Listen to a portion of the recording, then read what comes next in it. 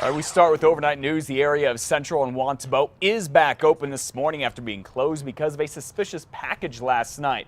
Both North and South Wantabo were closed a little after 8 o'clock. Police would not say what was in that package except that it was not dangerous.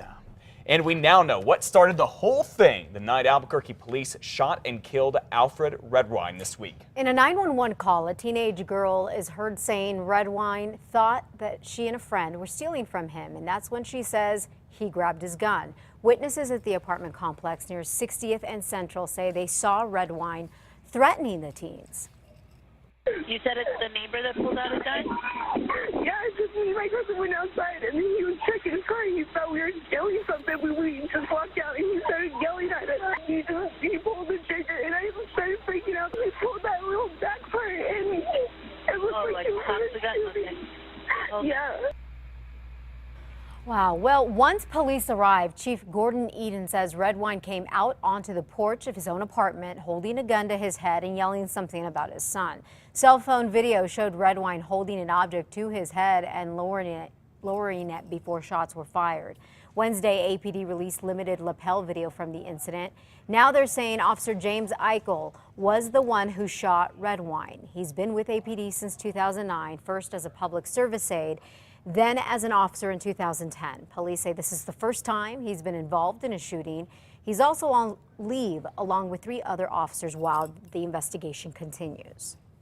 2 deadly shootings in 10 days, video of them going viral, international outrage, protests, cyber threats. Needless to say, it's been a tough week for Albuquerque Mayor R.J. Berry and the police department. And now there is a call for the Department of Justice to take over APD. I don't agree that that would be a great idea. We've met with national experts from around the country, including the DOJ, and nobody at this point has come to me as a mayor and said the DOJ should take over the police department of Albuquerque. Mayor Berry says he and the chief are working on reforms to help officers de-escalate tense situations such as the one in the foothills here. Those reforms should be out in a couple of weeks, and the findings from the Department of Justice investigation should be out soon too, which could change the way APD hires and trains officers, along with how bad cops are investigated and punished. And News 13 has also learned federal criminal charges may be coming against specific officers. Elizabeth. The Boyd shooting in the foothills on March 16th prompts a large turnout at yesterday's meeting of the Police Oversight Commission. The POC tries to police the department. Well, yesterday commissioners listened to public complaints, but they say they have no power to do much about them. There's very little that can be done by the POC, particularly before the investigation is completed. City Council is working on an ordinance to possibly give the commission some say in what it can investigate and in how officers are punished. Right now, that is up to the police chief and an independent review officer named by the mayor. Be sure to stay with News 13 for continuing coverage of the APD story, both on air and online at KRQE.com. At 5:04, New Mexico is coming in close to last when it comes to getting students to graduate from college. Last year, just 42% of first-time students graduated in 6 years. Nationally, that number was much higher at 61%. UNM's provost says one of the reasons for the lower numbers here may be older students for who lots of different reasons take longer to graduate. He also adds more lax acceptance policies as another possible reason for the low numbers. And get ready to possibly pay more to go to UNM. We should find out this afternoon if tuition will be on its way up. The Board of Regents is planning to vote on a tuition hike for next year. This follows the president's proposal to boost rates. Fees would go up by 1.5% for students at the main campus in Albuquerque. News 13's Samantha McDonald is live with more on this and with some reaction from the UNM community. Good morning, Sam. Good morning, Elizabeth. Well, UNM staff say the tuition hike is important for quality of education, whereas some students say they just don't want to pay any more tuition. If the hike is approved, it would give faculty a 3% raise and staff a 2% raise. The overall 1.5% tuition hike means in-state undergraduate students will pay $48 more each semester. Currently, tuition is $3,200 per semester. School officials say the same percentage of tuition would be set aside for financial aid. One staff member says the change is necessary. Cost of living is rising and UNM should be able to pay faculty and staff at a competitive rate. But some students see it differently. If we cannot attract and retain faculty and staff to do those roles, then the quality ultimately will suffer. And so we believe this is an investment. Okay, our students have consistently have had to pay more. Can we give our students a break from continuously having to pay more year after year?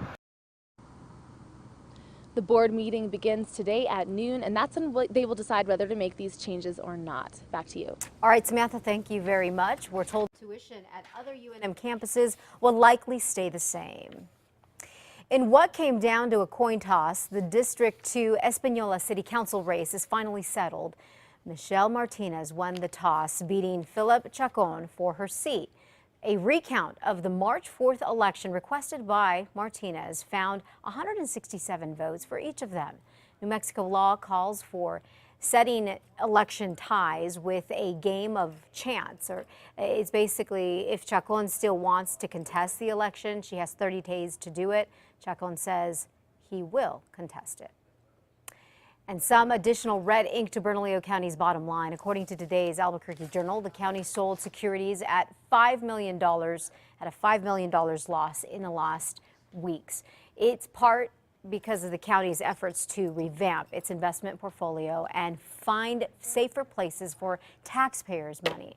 Well, with this latest pot of money, Bernalillo County's total investment loss this year is about $15.7 million. Commissioner Wayne Johnson says he thinks the county is on solid footing for now.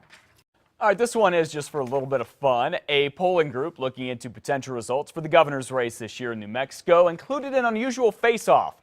Officially, the group Public Policy Polling showed Republican Governor Susana Martinez ahead of Democrat Gary King in the race for governor. But what if her opponent was, yeah, this guy, the fictional meth kingpin from the Duke City, Walter White? Based on Breaking Bad, Public Policy Polling says Governor Martinez would still win that one by quite a bit. She got 52% of the votes. Mr. White, 26%. The rest was undecided. And what about the other pressing New Mexico question, red or green? The poll shows that green is way out ahead. People prefer it over red, 66 to 21. On a serious note, some breaking international news coming in this morning. This from CNN. A plane from New Zealand searching for the missing Malaysia Airlines flight has spotted some debris in the area where they think the plane could have gone down. It took a lot of pictures. That plane is now on its way back to Australia to go ahead and have that data analyzed. Wow, we're going to be keeping a close eye on that. As a matter of fact, I think we're talking about that a little later on in the show.